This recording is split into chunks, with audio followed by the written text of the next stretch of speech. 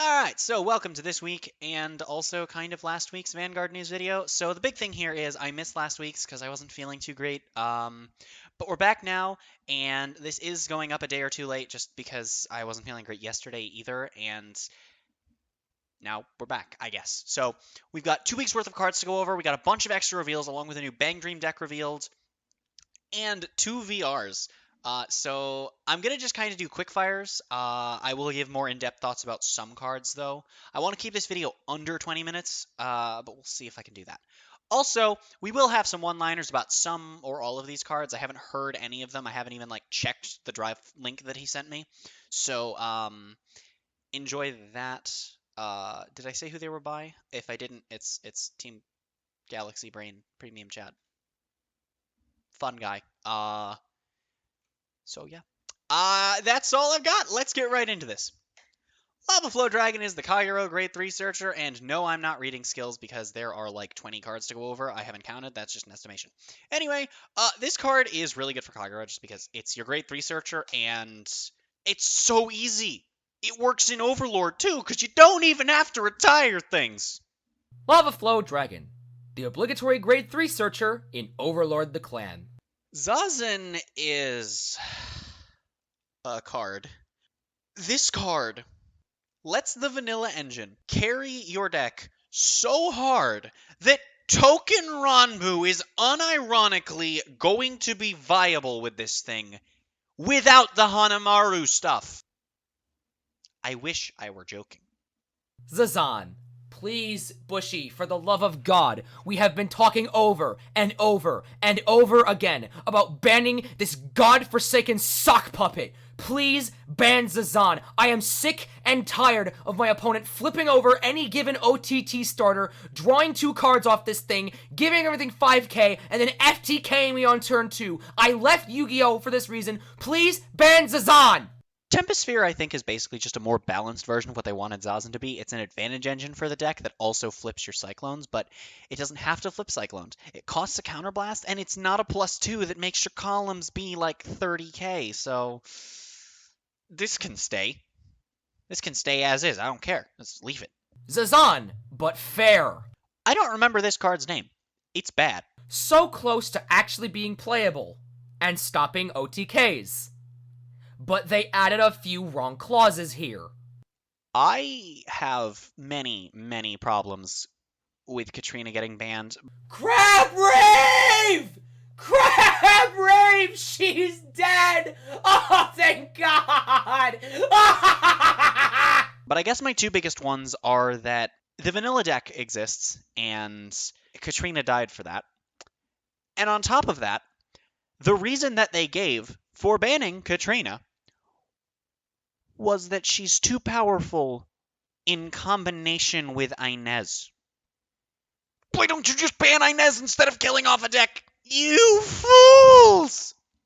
Yes, I'm slightly biased because I do find this deck very fun to play. I also find this deck very fun to play against, so no one can go yelling at me, oh, it's only fun if you're the one playing it, because it's not for me. I enjoy it both ways, and the entire meta is just... Speaking of the ban list, yeah, they did more stupid crap. They banned these cards because of an upcoming set, but they banned them now. Also, they errata Hyuga, and this errata literally means nothing. They changed it from choose one of your opponent's rear guards to choose any of your opponent's rear guards. You No literally changes. choose... There's no difference. Why did they... This entire ban list is stupid! Next up, OTT got a stride that would otherwise be fine, and I think it's actually a really nice addition to the deck, but with a card that we'll be talking about a little bit later, and also just the vanilla engine giving OTT and Narukami, among other decks, of course, but those are the big 2, some really strong, really stupid early game. It's just... Once everything's settled down, this card is a fair enough card for OTT, and definitely a strong, strong choice to run. Please use this. Not Ichi 3, so that's a plus. I was really excited when I saw that Metalborgs were coming back. I was just praying that it wouldn't be Sinbuster and Urbuster, so that the Metalborg premium deck that cheesed out Great Dayusha and Stark and whatnot still worked. But hey, we got them anyway, so I'm not playing Dryon. That's not worth it. Anyway, Earthbuster is a really strong card, but its big issue is that it is locked into a Metalborg Vanguard. You will run this in Premium instead of the old one, of course, but other than that, it's just kind of meh. And the reason for that is that Sinbuster is just a worse version of old Sinbuster. He costs the counterblast. The restriction is still only for his battle. He doesn't get the draw off.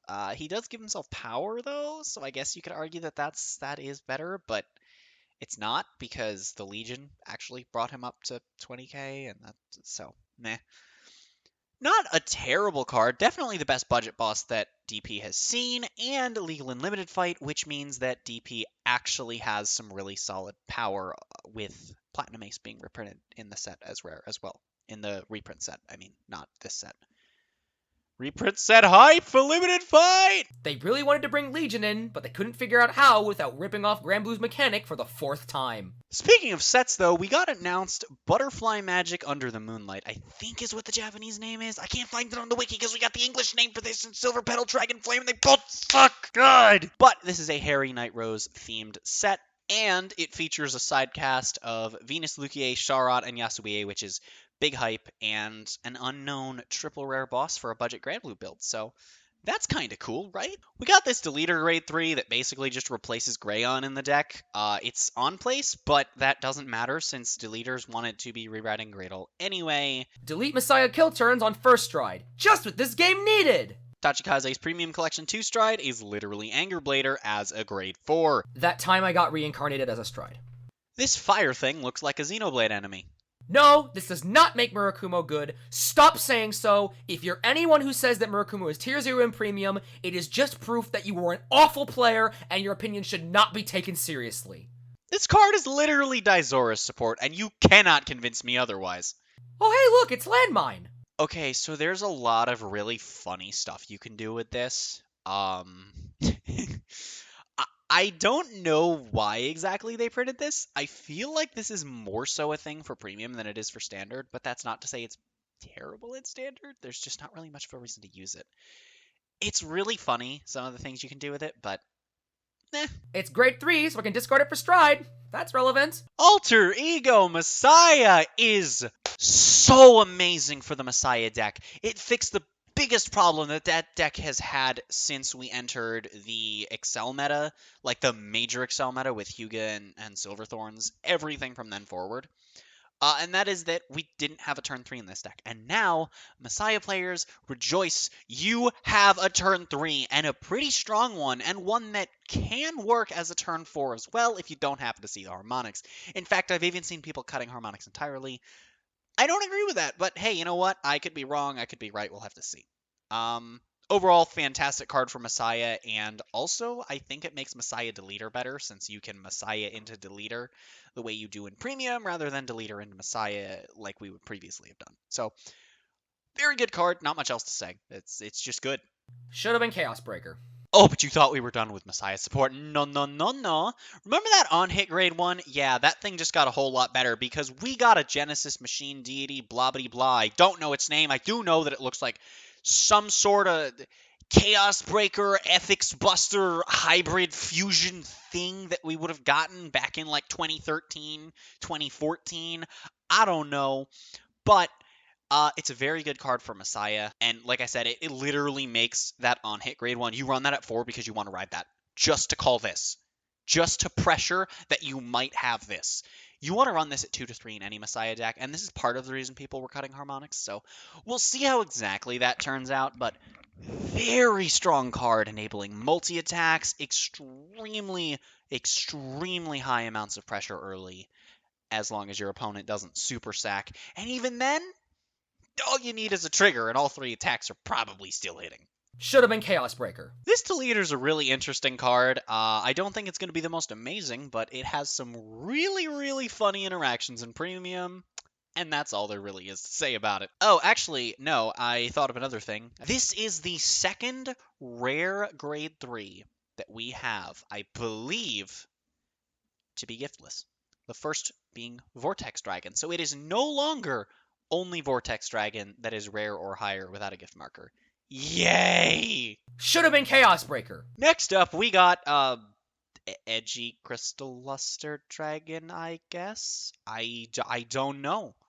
They just gave Shadow Paladin the same thing as Royals. I mean, it needs grade 1s instead of 2s, so I guess that's fine. It's much better than the Royal one because it's definitely got better heart cards to work with, since Royals can't really combo off or do anything out of the ordinary with theirs, so they're pretty much stuck with their standard plays, which is really meh. Whereas with this, you still can't really pop off any extra, but you can use Claired and Mordred. Edgy Crystal Luster. Crystal Luster went to Hot Topic, came bad, and brought a few coupons. Gold Paladin got this stride, and it's basically just glorious raining as a first stride, and that's honestly fine. Well, at least Unite isn't an activation condition. Pale Moon got this stride that I have seen people just absolutely dumping on for some reason, and I don't know why that is. It's not the greatest thing in the world, but it's pretty solid, and it actually has the Magia ability, meaning you can Dark Lord Princess into it. What I'm not sure of is why it puts a card from your hand to your soul. This isn't Spike Brothers, but you know what? It's fine. Of all the clans to get their keyword in this set, I'm really glad they gave it to the one clan that is really busted when any of their strides have their keyword. This is the card I was talking about with the Restander, and it's not just the Restander this is extremely powerful with. It is Goddess of the Sun Amaterasu. I love the card in concept. I think it's very interesting. I love it in Standard. It synergizes really well with Susano without being too insane, I don't think. But in Premium, you can do some crazy stuff early. The Grade 3 Searcher pops this. Your Vanguard's already going to be 18k2 crit. Use Zazen. You now have a board of incredibly powerful cards turn 1 for no reason, or turn 2 if you're waiting till turn 2. Might be various reasons to do that. And then on top of that, it just makes the Restander absolutely massive if there's a vanilla booster, and it's just... FTK! FTK! FTK! FTK! FTK! FTK! FTK! Also, I know I mentioned Susano when talking about her, but Susano's really cool. He's really interesting. He looks like a really, really solid card for OTT. We'll see what we get in the future and how far we push OTT, but remember, this is our first Protect deck of year 3, so... For anyone who said they quit Premium because they couldn't handle all the triple drives and all the big power, here's a card that gives you extra drives and big power. Speaking of OTT, though, we're not done yet.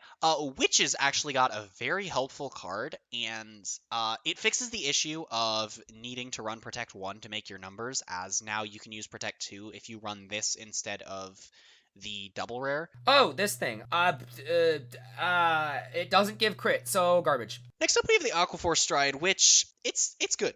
I'm not gonna say it's not good, but I will say that at a certain point, that point being second Stride, if you get there, Stride Valios instead.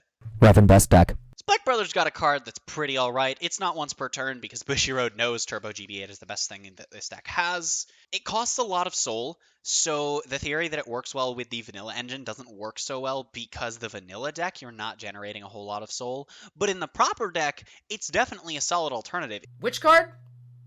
A Spike Brothers Stride. I'm sorry. It's not Hellheart 8, so I just forgot it existed.